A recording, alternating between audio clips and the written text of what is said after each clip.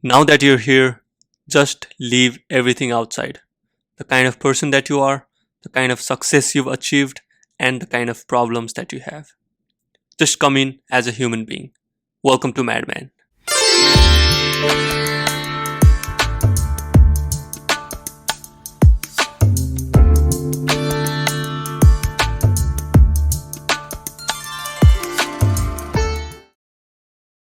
So let me ask this question. Are you afraid of dying? Are you scared to die? Now, obviously, the answer is yes for most people. So, the next question that I want you guys to ask yourselves is why, right? And I'm pretty sure the reasons that come up is usually like, what would my family do without me? What would my partner do without me?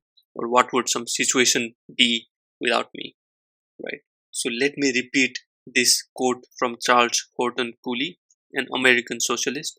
So, he says, I am not who you think I am. I am not who I think I am. I am who I think you think I am.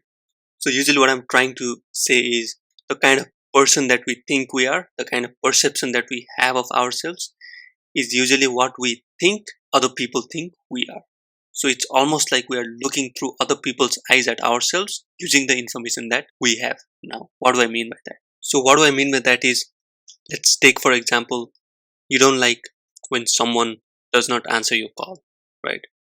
Now, for some reasons, you could not answer someone else's call. Now, it is very natural for you to think that since you did not answer another person's call for whatever reason, he must have not liked it, right? But we forget that we are using our knowledge to think what other person must have thought about us, because the other person may not even have cared that you did not answer your call, right? But we are using our knowledge to determine what he must have thought about us. So that's why I'm saying using our knowledge. So now I've said it in so many videos of mine that we have a perception of ourselves. We have an image of ourselves that we think is who we are. So usually I've referred to this image as being a glass through which we look at the society, or personal doership, or ego, or the kind of person that we think we are, right? So I've used so many words to describe this image that we have of ourselves. But basically all these descriptions point to the same thing, and that is what you think you are. Just take this moment and kind of ask yourself who you are. Now, obviously, there are so many answers as to who you are, right? Because usually there are so many images and experiences combined that defines who you are to you. Now, so basically, when we think we are afraid to die, what we are saying is we are afraid to lose the identity that we have of ourselves. We are afraid to lose that personal doership, that ego, or that perception that we have of ourselves. We are afraid to lose that. So it is basically the entity that we think we are afraid to lose itself. And that identity is not something that we have since the time of birth, right? It is something that was created later based on the kind of environment that we're brought up in. So it is a self-made identity. It's not real, right? It's self-created. So basically when we say we're afraid to die, it is that self-created identity that is scared of losing itself. Now you may ask, what would it feel like to lose that self-created identity? Now the answer to that is we all experience it every single night. Because when we go to sleep, in deep sleep, it is the absence of that self-created identity, right? See, but we're not afraid to go to sleep because that self-created identity knows that it's going to wake up the next morning from its experience. But at the time of death, it's almost like you going to sleep in a deep sleep and you never come out, right? So basically what I'm trying to say is we have the experience of losing the self-created identity. Now the next big thing that we fail to notice is that the body does not die. This body does not know death. Why? Because see, what we call birth and what we call death are two concepts that we have created. Because in our concept, birth is the time when we come out of our mother's womb, right? But it is not the time we were actually created.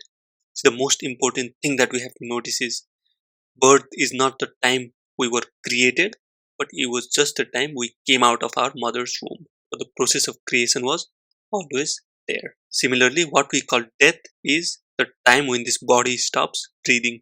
So it is two concepts that we have created, right? Because in nature, everything is constantly changing its form from one form to another. So it is constant transfer of energy from one form to another form, right?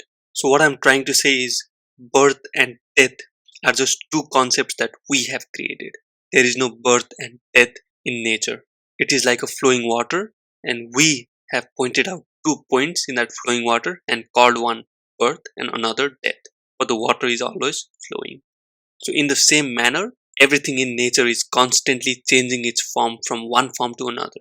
For example, an orange tree. We cannot exactly point out the birth of that orange tree because it came out of a seed.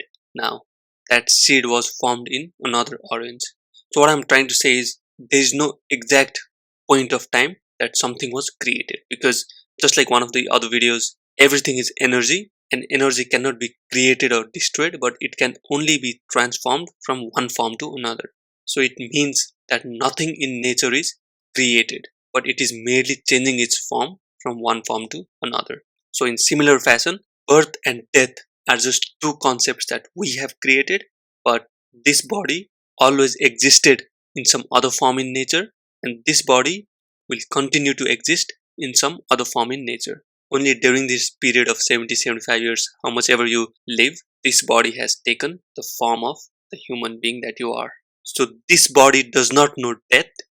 It is only that self created identity that is scared of losing itself, that is scared of losing what it knows, that is scared of the reaction of people in the absence of that self created identity. So, in conclusion, this body does not know death because this body always existed in nature in some other form before we were born, and it will continue to exist in some other form after we are dead. The only thing that is scared is the self created identity that is scared of losing itself. And that experience is something we have every single night in deep sleep, because that self created identity is always absent in the deep sleep. So you can say one of these two things: one, you are always dying, or the second one, you will never die. So take a moment to think about this and please comment below. So thank you for tuning in. Thank you for love and support. If you want to buy helpful books, go to www.hellomadman.com.